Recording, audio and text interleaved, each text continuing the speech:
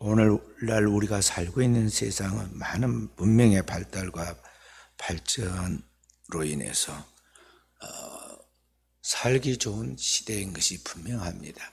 그래서 여기저기 다녀보면은 정말 아름다운 그런 문화시설, 또 발달된 문명의 그런 편리함, 그리고 사람들이 꾸며놓은 아름다운 그러한 경치라든지 장식들로 인해서 우리 인간들이 살기가 과거에 비해서 얼마나 살기가 좋아지는 것을 우리가 단번에 느낄 수가 있습니다.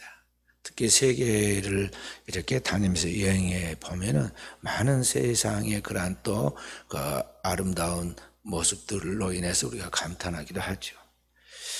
그런데 이처럼 발달된 이 문명과 문화 속에 살아가고 인간의 삶에 대하여 그 주인공이 인간의 그 삶의 주인공들의 모습은 그렇게 행복해 보이질 않습니다. 살아가는 사람들이 그 삶이 고통 속에서 신음하고 있고 또 과거처럼 살려고 몸부림을 치는 그런 가운데에 있는 것이 아니라 살만 하는데 자꾸 사람들은 죽고 싶다고 그런 이야기들을 자기도 모르게 입으로 뱉고 있는 것을 볼 수가 있습니다. 그렇게 된 것은 삶의 그러한 내용, 그 질이 과거에 비해서 나아진 것이 아니다는 것이죠. 인간의 마음에 느끼기에, 인간의 삶에 느끼는 그 어떤 마음의 만족함, 행복함, 삶에 대한 의욕과 기쁨이 과거처럼 그렇게 충만하지 못하다는 그런 것이죠. 그래서 오늘날 이 좋은 세상에 살고 있는 인간의 삶이 서로 미움과 다툼과 원망이 지나쳐서 이제 살인이 일어나고 전쟁이 일어나고 그리고 인간들이 만들어 놓은 그러한 모든 삶의 그 후속 처리가 보면 너무나 좋지를 않아 가지고 우리가 다음 세대에 행복한 그런 미래를 넘겨줘야 할 것인데 그렇지 못하는 것들을 볼 수가 있습니다. 바로 그러한 시대 속에서 오늘 우리 인간이 어떻게 살아야 하는가, 무엇으로 살아야 하는가에 대하여 우리가 생각들을 해봅니다. 인간이 과연 이 하나님이 창조한 세계에서 충만한 기쁨과 즐거움, 평화와 행복을 누리면서 살고 그것을 다음 세대에 전해줘야 하는데 과연 그러한 삶을 살아가고 있으며 그러한 삶을 나눠주고 미래에 남겨주고 있느냐 하는 것이죠. 바로 그러한 절망적인 세상에 하나의 희망으로 이 땅에 하나님이 약속하신 것이 뭐냐면 이 세상을 이 어둠에서부터 빛으로 구원할 수 있는 참 세상의 빛으로 하나님의 그 약속하신 분, 하나님의 구원자 메시아를 보내겠다고 약속하신 것입니다. 그래서 구약 성경은 그 핵심이 딱 하나입니다. 세상을 구원하기 위하여 하나님이 그의 구원자이신 메시아를 보내주겠다는 하나님의 약속이에요.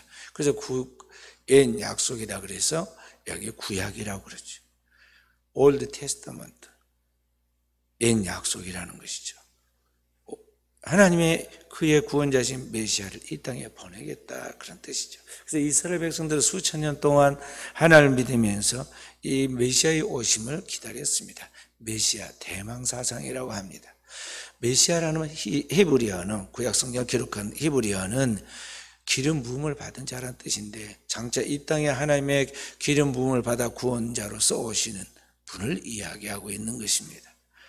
하나님이 약속하신 그 말씀이 드디어 때가 되어서 하나님의 구원의 때, 하나님의 카이로스의 시간이 되니까 하나님이 그 아들을 이 땅에 보내십니다. 인류가 절망적인 상태에 놓여 있었던 세상이 끝나가고 새로운 세계가 열리기 전 이 역사의 마지막 때 예수 그리스도가 이 땅에 오십니다. 그래서 역사는 예수 그리스도 이전과 예수 그리스도 이후로 BC, AD 이렇게 기원전, 기원 후로 나누어지고 있죠. 그리스도 예수의 탄생을 중심해서 그러합니다. 때가 되어 하나님의 아들 예수 그리스도께서 성령으로 마리아의 몸을 통해서 이 땅에 탄생하십니다. 이 땅에 오신 예수 그리스도는 어떤 분이냐? 진짜 하나님이면서 하나님의 유일한 독생자이시죠. 진정한 인간의 몸을 입고 온 죄와 흠이 없이 인간의 몸을 입고 인간의 죄를 대속하기 위하여 오신 참 사람입니다. 그래서 예수 그리스도를 주님께서는 인자라고 불렀고, 영어로 하자면 신인이라고 Godman이라고 말합니다.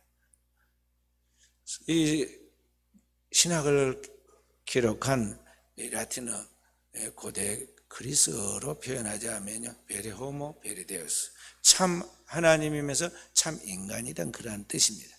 바로 인간의, 하나님의 모든 속성과 함께 인간의 모든 속성을 갖추신 예수 그리스도께서 오셔서 인류를 구원하시는데, 바로 그리스도가 오셔서 이 땅에 이제 우리를 구원하실 때에 주님께서 오셔서 첫 번째 설교하신 말씀이 오늘 이 본문의 말씀입니다.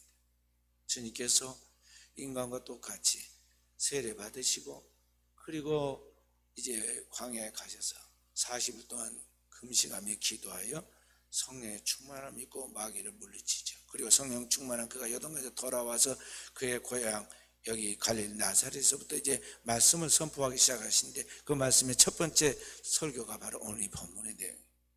주님께서 이사야 61장 1절부터 4절에 있는 이 말씀을 인용해서 오늘 말씀한 것이죠. 오늘 함께 여기 보면은 우리가 이제 보는 이 말씀 17절에 보면, 선지자 이사야 글을 드리거늘 책을 펴서, 이사야서를 펴서 이렇게 기록된 데를 찾으시니, 이렇게 기록된 것이 어디냐면 여기 이사야 61장 1절 이하의 말씀이라는 것이죠. 거기에 있는 말씀 그대로 거기에 인용을 했어요. 18절 19절 함께 읽어봅니다. 주의 성령이 내게 임하셨으니 이는 가난한 자에게 복음을 전하게 하시려고 내게 기름을 부으시고 나를 보내사 포로된 자에게 자유를, 눈먼 자에게 다시 보게 함을 전파하며 눌린 자를 자유롭게 하고 주의 은혜의 해를 전파하게 하려 하심이라 하였더라. 주님께서 이 말씀을 그대로 인용하십니다. 여기 희년은 뭐냐면 구약성 이스라엘 백성들이 7년마다 안식년을 지키고 이 7년을 7번 더하는 47는 49죠. 그 7번 안식년이 지나면 그 안식년 이후에 또 1년을 더해서 제 50년 되는 해를 또 한 번 쉽니다. 그러면서 그 해를 뭐라 부르냐면 기쁨의 해다. 그래서 희년이라고 그랬어요. 왜냐하면 그 희년이 되면, 50년이 되면 이스라엘 백성들이 빚진 것도 다 탕감받게 되고, 팔린 집도 다시 돌아오게 되고, 모든 문제가 다 해결이 되거든요. 남의 포로가 되어 팔린 사람도 다시 돌아오게 되고, 모든 문제가 다 해결되는데 바로 그 해를 기쁨의 해라, 희년이라 불렀어요. 그런 희년이 상징하는 게 뭐냐면 장차 이 땅에 이루어지는 하나님의 나라를 지금 보여주고 있는 것이죠. 오늘 우리가 죄로 말미암아 마귀에게 속아서 끊임없이 넘어지고 방탕하고, 그리고 마귀에게 눌려서 온갖 죄를 저지르게 되고, 그 죄의 값으로 결국은 병들고 늙고 죽어가게 될 때에, 그 죽고 그 이후에 영원한 심판을 받게 되었을 때, 바로 그러한 죽어가는 우리의 인생들에게 하나님께서 약속하신 메시아 그리스도가 오셔서 이 모든 죄의 문제를 해결해 주고, 그리스도가 오심으로 이 문제를 해결해서 오늘 우리로 하여금 구원하여 그 영원한 하나님의 나라에 들어가게 한다는 그런 상징적인 그런 예표를 미리 구약성경에 이스라엘 백성들이 경험하게 하였던 거거든. 그 안식년, 그 다음에 희년, 이렇게 해서 경험을 시켰어요. 바로 그 말씀을 성취하도록 그리스도가 오셨다는 것입니다. 그런데 바로 오신 그리스도가 오늘 그 하나님의 약속을 어떻게 이루셨는가 하나하나 이제 기록되어 있는, 주님이 오셔서 인류를 구원하는 그 구속사에 대한 그 실제의 사건들을 기록한 내용이 뭐냐면 이 복음서예요. 마태, 마가, 누가, 요한복음에 바로 그리스도의 그러한 생애와 그의 사역을 통해서 인류를 구원하신 일이 거기에 나옵니다. 주님께서 이 땅에 인류 구원을 위한 준비를 30년 동안 기도하면서 가정에서 부모를 모시고 하죠. 그리고 딱 30년의 그의 사생애를 딱 마치고 이번에 공생애, 인류 구원을 위한 공적인 생애를 시작합니다. 그것을 예수 그리스도의 공생애라고 하는데, 예수 그리스도의 공생애가 시작될 때 주님 제일 먼저 하신 것이 뭡니까? 세례받는 것입니다. 그래서 요단강에서 모든 백성들이 세례받을 때 예수께서도 세례 요한에게 나아가서 세례를 받으시죠. 세례를 받으러 나오시는 예수 그리스도를 세례 요한이 바라보니까 영안이 열려가지고 그가 누군가가 금방 알게 되었어요. 그래서 뭐라고 백성들한테 이야기하느냐, 세례받으러 나오는 사람들에게 요한복음 1장 29절에 이렇게 말씀합니다. 함께 이튿날 요한이 예수께서 자기에게 나오심을 보고 이르되 보라 세상 죄를 지고 하는 하나님의 어린 양이로다. 세례 요한이 주님을 볼 때 영적인 직관을 가지고 금방 알았어요. 그분이 보통 분이 아니라 이 세상의 죄를 짊어지도록 하나님이 보내신 구약의 이스라엘 백성들이 출애굽에 나왔을 때 그들이 죽음으로 이 죄로 말미암아 죽게 되어 있을 때 1년 내에 흠없는 어린 양을 잡아 그들이 살고 있는 문 임방과 좌우 설주에 바르고 그 안에 들어가 있을 때 죽음과 저주가 떠나가고 그 백성들이 애굽에서 죽지 않고 살아난 것 같이 이 세상 죄를 짊어진 이 땅에 하나님의 어린 양이 누구냐? 바로 저기 세례받아 나오는 예수 그리스도라는 것이죠. 그래서 예수 그리스도가 자기 앞에 나올 때 세례 요한의 영안이 열려서 사람들에게 외친 것입니다. 보라 세상 죄를 지고 가는 하나님의 어린 양이로다. 그 예수 그리스도가 이제 세례 요한 앞에서 세례를 받습니다. 세례 요한이 당황해가지고 내가 당신에게 세례를 받아야 하는데 어떻게 당신 나에게 나옵니까? 이렇게 해야 하나님 의가 이루어진다. 세례를 집행해라고 주님이 말씀하시죠. 그래서 세례 요한이 예수님의 머리에다 다 물어붙고 세례를 주자 성경은 어떻게 거기에 표현하고 있느냐? 하늘이 열리고 성령의 비둘기처럼 강림하고 그리고 하늘에서 직접 말씀하시기를 이는 내 사랑하는 아들이요 내 기뻐하는 자라 하고 하나님께서 말씀하신 것을 보게 되죠. 거기에 말씀하시는 성부 하나님, 세례 받으시는 성자 예수님, 그리고 거기에 강림하시는 성령 하나님, 삼일째 하나님이 동시적으로 거기에 임재하는 것을 볼 수가 있죠. 그렇게 해서 인류의 죄를 짊어진 예수 그리스도가 우리를 대신하는 고난의 생애를 사시죠. 그리고 생애의 마지막 한 주간인 고난 주간에 실제로 하나님의 어린 양이 되어 인류의 죄를 짊어지고 십자가에서 죄의 값은 사망이기 때문에 우리 죄를 대신해 피 흘려 죽으십니다. 그래서 그 그리스도의 죽음을 구약 성경에 미리 이사야 선지자는 예언해 둡니다. 이사야 53장 쭉 나오는데 53장 1절부터 나오는데 거기 5절 6절에 이렇게 말씀하고 있습니다. 함께 그가 찔림은 우리의 허물 때문이요 그가 상함은 우리의 죄악 때문이라. 그가 징계를 받음으로 우리가 평화를 누리고 그가 채찍에 맞음으로 우리는 나음을 받았도다. 그리스도 예수께서 십자가에 죽으심의 그 의미가 무엇인가에 대하여 예수 그리스도가 이 땅에 태어나기 700년 전에 하나님의 말씀을 대언하였던 선지자의 이사야를 통해서 예언하기를 그가 찔린 것은 창에 찔린 것은 그가 채찍에 맞은 것은 다 오늘 이 땅을 살아가고 있는 곧 죄인된 우리 오늘 인류의 그 죄 때문인데 그가 창에 찔리고 그 채찍에 맞고 그 십자가에 달려 죽음으로 말미암아 우리의 모든 질병이 우리의 저주가 우리의 죽음의 문제가 해결되었다는 것이죠. 대속적인 희생, 대속적인 죽음이라는 것이죠. 히브리서 9장 12절에는 이렇게 말씀하고 있습니다. 함께 염소와 송아지의 피로 하지 아니하고 오직 자기 피로 영원한 속죄를 이루사 단번에 성소에 들어가셨느니라. 구약의 짐승을 잡아서 불완전한 제사를 통해서 인류의 죄를 사했다면 신약시대에 와서 그리스도 예수 하나님의 아들은 메시아이신 그리스도는 어떻게 하느냐? 이런 짐승의 불완전한 피가 아니라 흠 없는 죄 없는 하나님의 아들 자기의 피로 여러 번 안식일마다 제사를 드리는 것이 아니라 단 한 번의 속죄의 제사를 통해서 영원한 속죄를 이루어서 하나님의 성소인 교회에 들어가는 정도가 아니라 영원한 하나님의 나라의 성소에까지 단번에 들어가도록 길을 열어주셨다는 것이죠. 그래서 그리스도의 십자가의 죽음의 의미는 영원한 속죄예요. 친히 자신이 대제사장이 되어 자신을 제물로 삼고 하나님 앞에 영원한 속죄를 통해서 땅에서부터 하늘에까지 과거, 현재, 미래 모든 죄악들을 인류에 지은 모든 죄를 통틀어서 그가 친히 짊어지고 저주받고 죽임을 당하여 영원한 속죄의 피를 흘렸는데 그 피로 하나님의 성소에 단번에 들어가게 되었다는 거죠. 그래서 그리스도의 죽으심의 현장에 보면 성전 휘장 위로부터 찢어져 둘이 되고 그래서 성소를 지나 지성소로 단번에 들어가는데, 고대에는 이 어린 양의 피, 짐승의 피를 가지고 들어갔지만 이제 하나님의 어린 양이신 예수 그리스도의 그 피, 그 보혈을 가지고 하나님의 지성소에까지 들어갔는데, 단지 이 땅의 성소의 모형이 아니라 영원한 하나님의 나라까지 단번에 들어가게 되었다는 것이죠. 영원한 속죄를 이루어 주셨다. 이루사.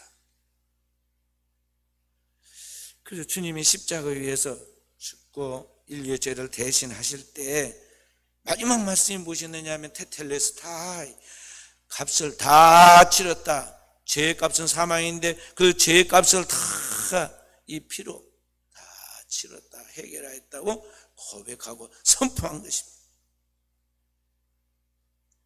이때부터 이제 이 땅에 살아가는 모든 사람들은 그 예수 그리스도를 나의 주, 나의 하나님을 믿기만 하면, 내 마음에 영접하고 나의 하나님으로 믿기만 하면 그 모든 죄는 사해지고 그는 하나님의 자녀가 되는 권세를 얻게 되고, 그는 이 땅에 살고 있지만 하늘에 속한 사람이기 때문에 하나님께서 그에게 하나님의 생명을 주어서 그리스도가 부활 승천한 것까지 그리스도의 의를 덧입고 하나님의 영원한 나라에 들어가는 축복을 받게 되는 것입니다. 그것이 주님이 말씀하신 요한복음 11장 25절 26절의 말씀입니다. 요한복음 11장 25절 26절 말씀 함께. 나는 부활이요 생명이니 나를 믿는 자는 죽어도 살겠고 살아서 믿는 자는 영원히 죽지 아니하리라 하는 그 말씀. 그러니까 그리스도 예수를 나의 주 나의 하나님으로 믿고 영접하는 사람들에게 그리스도 예수의 그 영원한 생명이, 그 부활의 생명이 오늘 그에게 함께 하게 된다는 것이죠. 그래서 주님이 말씀하기를 내가 아버지께로 가는 길과 진리와 생명이라고 말한 거예요.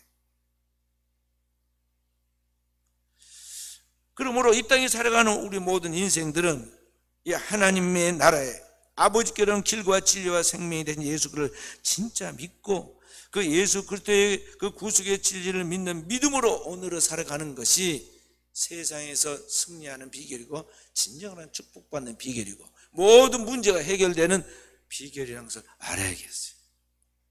사람들은 늘 자기를 믿으라고 말하고 돈을 믿으라고 말하고 과학을 믿으라고 지식을 믿으라고 말하고 이 세상의 권력을 믿으라고 말하고 자신이 마침 메시아인 것 같이 해결해 줄 것 같이 자기를 뽑아달라고 이야기를 합니다.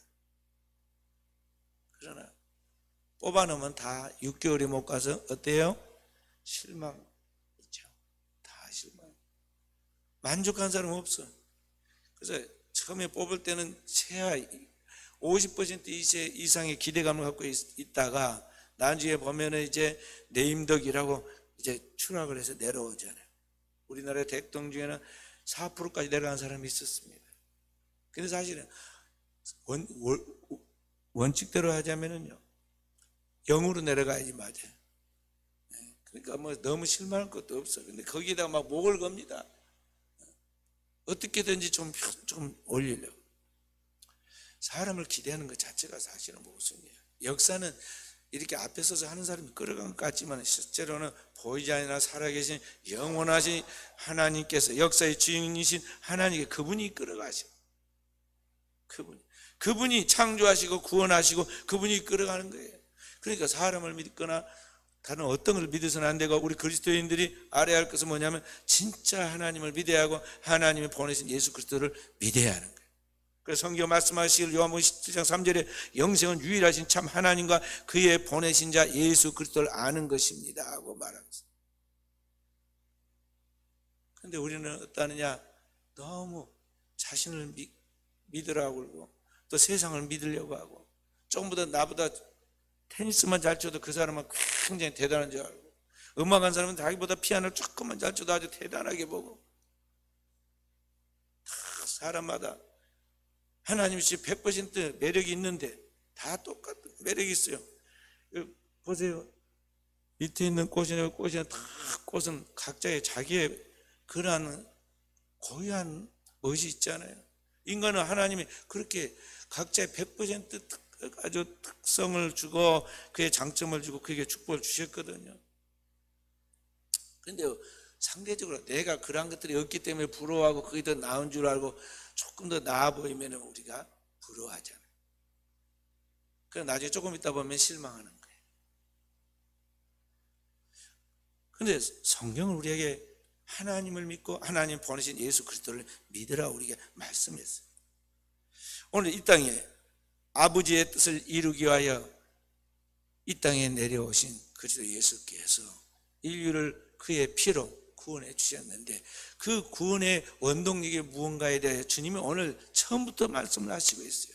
주님이 오셔서 이 땅에 죄에 포로되어 있는, 마귀에 눌려 있는, 병들어 있는, 죽어가고 있는, 유한한 생명 속에서 절망하고 있는 이 인생들에게 하나님의 구원의 역사를 이루신 그리스도가 오셔서 그 일을 이루셨는데 그게 뭐냐 하는 거죠.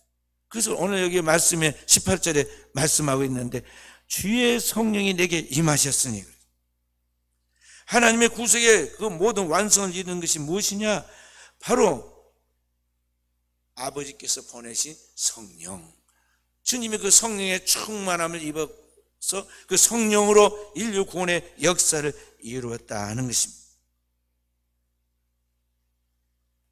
그래서 저와 우리 사는 성도들이 알아야겠어요.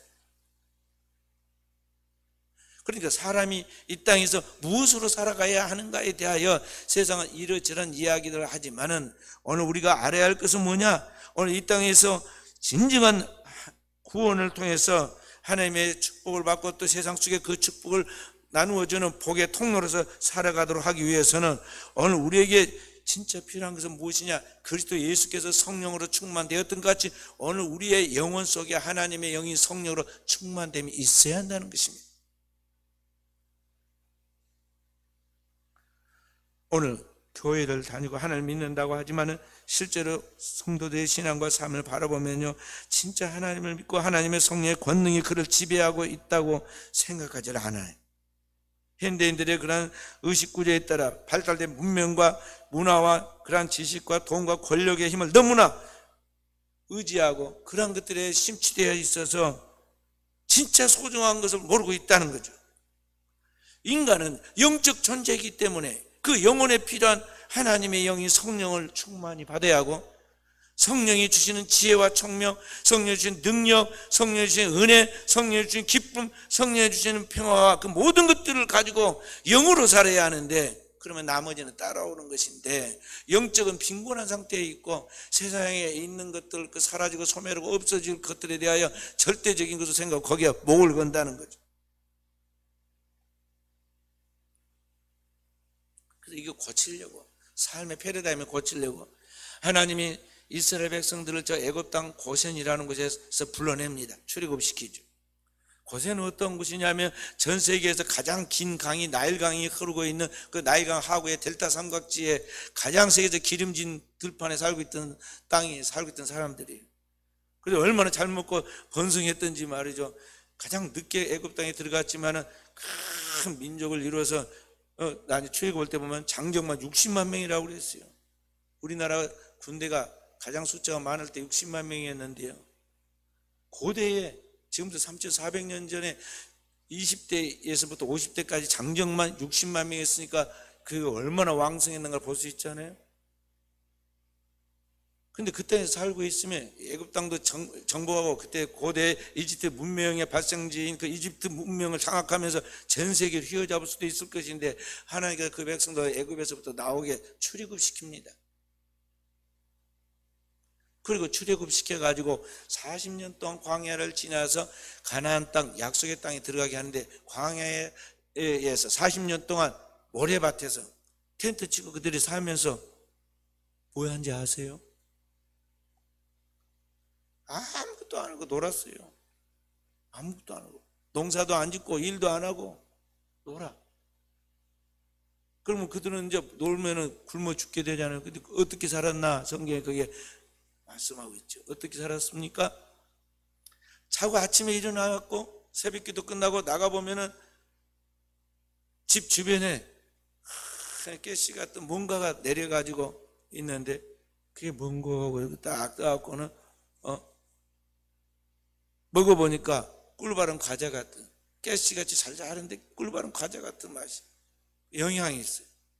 그것만 먹고 40년을 살았어요. 그래도 그 이스라엘 백성들이 넉넉하게 약속했던 가나안에 들어갔고 천하 만민에게 제사장 나라로서 하나님의 복음을 전할 수 있는 그런 통로가 된 거예요. 복의 통로.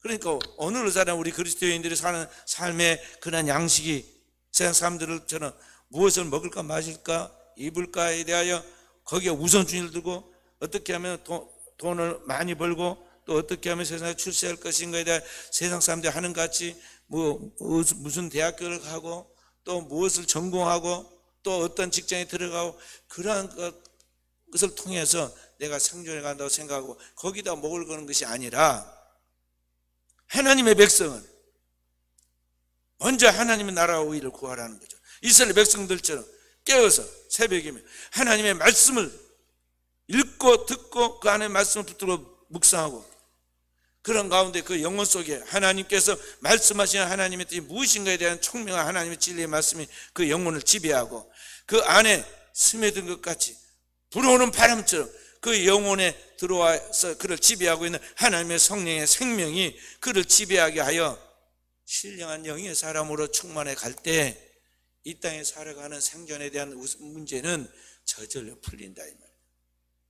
저 미련한 말도 못하고 문명과 문화를 만들어내지도 못하는 공중의 새를 봐라. 다 잘 먹고 잘 살지 않느냐. 들에 핀 저 들풀을 봐라. 학교도 없고 기계도 없고 아무 문명의 발달도 없는데도 잘도 좋은 옷 입고 살지 않느냐. 하물며 너 일까 보냐. 주님이 그랬어요. 그리스도인들이 그걸 알아야 합니다. 우리 그리스도인 세상을 살아가는데 복잡하고 대단한 고도의 지식이 필요한 거 아니에요. 옛날 사람들은 학교 안 가고 못 배웠다고 그러고 글자도 몰랐어도 문명인들이라도 다 잘 살았어요. 그러면 지금은 아주 명문 학교를 나오고 유학을 갔다 와서 그런 사람들만 잘 살고 평범한 사람들은 못 사느냐? 더 잘 살아요. 더 잘 살아. 살아가는데 대단한 뭐가 필요한 게 아닙니다. 진짜 필요한 것이 있는데 인간에 살아가는데 필요한 게 있는데 그건 뭐냐면 인간의 영과 혼과 육으로 지어져 있기 때문에 이 영혼의 문제에 있어서 영적인 것이 충만해야 하는데 이 영적인 문제가 그리스도 예수를 통해서 우리 하나님과 인간의 가라막힌 장벽인 죄의 문제가 해결되고 그 해결된 그 하나님의 자녀들이 그 주님을 믿고 나아갈 때 하나님의 그에게 선물로 주시는 하나님의 영인 성령을 충만하게 받아서 성령이 가르치시고 이끄시고 인도함을 따라 살기만 하면 그 사람은 100% 이상에서 꼴이 되지 않고 머리 되는 진정한 축복을 받게 된다 이 말이죠. 이런 영의 사람으로 살아가야 돼. 그런데 과연 오늘을 우리가 어떻게 살아가느냐 하는 것이 오늘 현대 우리들의 삶을 살아가는 삶을 보라는 것입니다. 많은 사람들 교회를 다니고 신앙생활을 하는 것 같지만은 사실은 배후에서 역사하시고 일하시는 성령의 인도함을 따라 살아가는 것이 아니라 자기 생각으로 하나님을 인위적으로 만들어냅니다. 공상으로 하나님을 만들어내고 자기 스타일대로 자기 생각대로 하나님을 믿습니다. 입술로 하나님을 믿는다고 하나님 또는 주님, 예수님 말은 그렇게 하지만 생각 속에 있는 것은 진짜 성경이 말씀하시고 이 땅에 오셔서 살아계셨던 그 주님이 아니에요. 우리가 만들어내는 것은 돈 하나님, 지식 하나님, 이 세상에 있는 그런 명예의 하나님, 쾌락의 하나님, 완전히 인위적으로 인간이 조작해내는 그런 신이에요. 마치 아이들 장난감 만들어내듯이 오늘 이 땅에 있는 사람들이 다 그렇게 세상적이고 이기적인 소원을 따라서 자기의 신을 만들어놓고 거기에 빌고 있다는 거죠. 고대 우리나라에 수많은 미신과 우상을 만들어서 그걸 쫓아가다 우리 조상들이 망했는데 오늘날 현대 교회가 그렇게 세상을 쫓아서 세상적인 사고방식으로 믿고 있다는 거죠. 그래서 세속화라고. 그렇게 하면서 복받기를 바라는 이게 뭐냐 하면은 미신이에요. 고대에만 미신을 믿은 게 아닙니다. 오늘 현대사회에도요. 맹목적이고 광신적인 미신적인 신앙이 얼마나 많이 있는지 몰라요. 미국의 영성신학자인 리차드 포스터가 현대 크리스찬의 3대 악을 이야기했습니다. 크리스찬들이 3대 악이 뭐냐? 군중, 소음, 서두름이라고 그랬어요. 현대인들은 하나님을 추구하기보다는 하나님과 친밀함을 추구하기보다는 세상의 다른 어떤 것에 우선순위를 두고 거기에 몰려다니면서 군중의 소음 속에 목여 숨가쁘게 서두르 살면서 진짜 중요한 하나님께 예배하고 기도하고 하나님의 음성을 세미한 음성을 들어야 하는데 그것은 하지 않는다는 거죠. 그리스도인이 바빠서 못한다, 거짓말이고 하나님이 기뻐하지 않는다는 걸 알아야 돼. 미국의 정신과 의사였던 스카펙은 인간의 악을 두 가지로 분류했습니다. 그것은 뭐라고 그랬냐? 게으름과 나르시시즘이라고 그랬습니다. 세상 속에 삶의 우선순위를 두고 이 땅에 유한한 것들, 이 땅에 눈에 보이는 것들을 쫓아 분주하게 서두르 삶에 있다는 것이죠. 그러면서 그보다 더 중요한 것, 영원한 것, 영적인 것에 대해서는 너무나 미루고 게으릅니다. 다음에 교회 갈게요. 다음에 뭐 가서 제자 훈련 받을게요. 다음에 뭐 할게요. 다음에 할게요. 늙어 언제 할까요? 게으르다는 거죠. 그리고 그 자신이 붙잡은 것도, 이 땅에 있는 것들에 대해서 지금 대단한 것으로 여기 다 사실 하나님이 주신 것인데, 그래서 보면은 맨날 거울본이라 판이 나요. 길을 가다가도 뭘 쳐다보고 있어. 뭘 본 거 보면은 핸드폰에 있는 거울, 핸드폰으로 해가지고 자기 화면을 보고 있는 거예요. 아주 화장실에 앉아서 또 거울 보고, 그걸 보고 뭐라고 그래요? 나르시즘이라고 그래요. 사람들이 자기 자신을 사랑하고 우상화하고 자기 자신을 절대화합니다. 자기 왕국을 세우려고 합니다. 그런데 그렇게 꾸미고 추구하고 높이고 붙잡았던 이 자기라는 이 세계가 어느 순간에 늙어가고 병들고 소멸해가고 어느 순간에 모든 것이 다 무너지는 것을 바라보게 되죠. 그래서 슬픔과 탄식, 한숨만 남게 되는 때가 반드시 오게 돼요.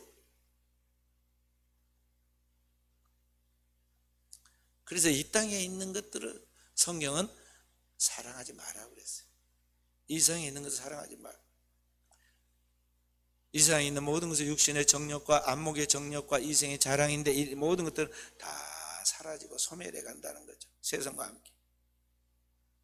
그리스도인은 영원을 사모하고 영원한 것을 쫓아가야 돼요. 왜냐하면 그것은 사라지고 소멸한 것이 아니기 때문에. 그래서 나이가 들고 겉사람은 후피하나 속사람 날로 새롭다 하는 말씀처럼 나이가 들고 우리가 이제 이 땅을 떠나갈 때가 되어도 영혼, 자기 자신의 영혼만큼은 불꽃같이 타올라서 넉넉하게 죽음을 넘어서 저 영원한 하나님 나라까지 바로 들어갈 수 있는 영성이 있는 진정한 하나님의 사람으로 서야 하는데, 오늘날 우리는 이 눈에 보이는 게 조금 괜찮으면 막 우쭐거리고 대단한 것 같이 과시하고 목소리가 커지고 다른 사람을 제압하다가 그런 것들을 잃어버린 나는 너무나 초라하고 비관해가지고 좌절하고, 그런 자기의 초라한 모습을 보이고 싶지 않다고 일찌감치 자기 생을 스스로 마감해버려요. 그러지 않아요. 그러나 우리가 알아야 할 것, 그렇게 한다고 세상이 없어지는 거 아닙니다. 마치 이 세상이 눈에 보이는 세상은 오늘 이 실내에 있다가 실외로 나가면 더 큰 세계가 열린 것과 같이 오늘 우리가 살고 있는 이 눈에 보이는 이 현상 세계를 넘어서서 죽음 이후에 더 나아가 영원한 세계인 하나님의 나라가 우리에게 펼쳐지게 될 것인데, 그때 초라하지 않도록 우리는 이 땅에서 오늘의 자기 준비를 잘해야 돼요. 살아계신 하나님께서 우리에게 보내주신 그 하나님의 복음의 말씀을 통해서 그 영원하신 하나님의 구원의 지지를 알고 그리스도 예수를 통해 우리의 주신 영원한 축복을 붙잡고 그 진리의 말씀이 내 안에서 완성되도록 그리스도의 형상과 모양을 이루고 그리스도의 그 영광된 삶을 그리스도가 걸어가신까지 우리가 그 뒤를 바짝 쫓아 따라가는 제자로서의 삶을 살아서 이 땅에 하나님의 영광을 나타내도록 깨어있는 종들로 살아야겠다는 것이죠. 그래서 그리스도인은 세상에서 돈의 힘으로, 지식의 힘으로, 권력의 힘으로 다른 어떤 거 사는 것이 아니라 성령으로 살아야 돼요.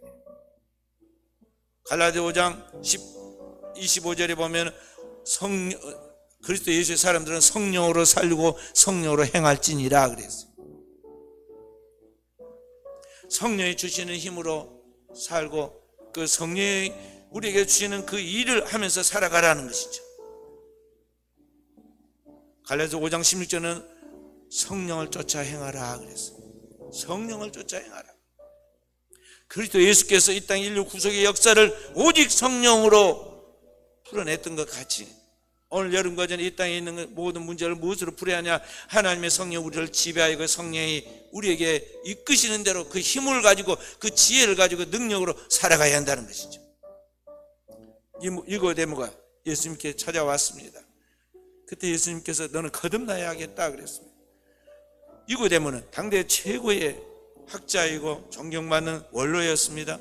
그런데 그에게 주님께서 거듭나야겠다고 말하니까 당황한 그가 내가 늙었는데 어떻게 어머니 뱃속에 다시 들어갔다 태어납니까? 그랬어요. 그래서 예수님께서 너는 이스라엘의 선생으로서 어떻게 그 말을 이해를 못하느냐? 육으로 낭선 육이고 영으로 낭선 영인데 내가 너에게 말한 것은 영으로 다시 태어난다는 말이다. 그거 모르느냐? 이런 비유를 이야기합니다. 자, 바람이 존재한다. 바람이 임으로 와서 임으로 부는데 모든 생명체가 다 식물이든 동물이든 사람이든 저 바람의 힘으로 살아가지 않느냐? 바람은 눈에 보이지 않는 실존하는 생기다. 그와 똑같이 성령으로 난 사람도 그러하다. 성령은 바람과 같다. 성령으로 난 사람도 그러하다. 여기 주님이 말씀한 바람과 성령을 이야기했는데 헬라어는 똑같은 단어 푸뉴마예요. 소문자 푸뉴마가 바람이고 대문자 푸뉴마가 하나님의 영이 성령이에요. 그러니까 이 눈에 보이는 이 생기, 보이지 않는 생기, 이 산소가 들어있는 이 바람에 의해서 모든 생명체가 살아 존재한 것 같이 이 우주에는 이 우주를 창조하여 존재케 하는 하나님의 거룩한 영이 성령이 바람처럼 하나님의 생명을 가지고 생기를 가지고 존재하고 있다는 것이죠. 그것이 오늘 우리의 영혼에 들어와야 하고 그 영이 하나님의 영이 우리의 삶을 지배하고 우리의 모든 미래를 이끌어가는 것이에요. 그리스도인은 바로 그런 성령의 충만함을 입고 성령이 이끄시는 대로 성령이 가르치는 대로 성령이 주시는 힘으로 오늘을 살아야 한다는 그런 말씀입니다. 그리스도 예수를 믿는 자에게 그리스도 예수를 믿고 죄의 사함을 받은 하나님의 백성들이 그의 성령 하나님이 누구에게나 다 하나님의 은사라는 영어 기프트는 선물이라는 뜻이에요. 하나님의 선물로 그에게 딱 주었어요. 그래서 그의 가슴에 성령을 부어주시고 그의 이마에 성령 도장을 찍어주시고 그가 어디로 가든지 그 성령이 그와 동행하고 운행하시는 거예요. 그래서 오늘을 사는 우리 사랑하는 성도 여러분, 저와 우리 성도들이 이 세상에 다른 것은 다 그냥 살아가는 삶의 하나의 방편들이고 그 놀이와 같은 거예요. 스치고 지나가는 것입니다. 절대적으로 그것을 붙잡으려고 그러면 안 돼요. 그리스도인이 가장 중요하게 붙잡을 건 뭐냐? 바로 그리스도 예수를 통해 우리가 부으신 그의 성령이다 하는 것이죠. 성경 말씀은 오직 성령이 너에게 임하시면 너에게 권능을 받고 예루살렘과 온 유대와 사마리아 땅까지 이르러 내 증인이 되리라고 그랬어요. 또 다시 말씀해요. 너희 몸이 하나님의 성전인 것과 하나님의 성령이 너희 안에 거하시는 것을 알지 못하느냐 말씀했어요.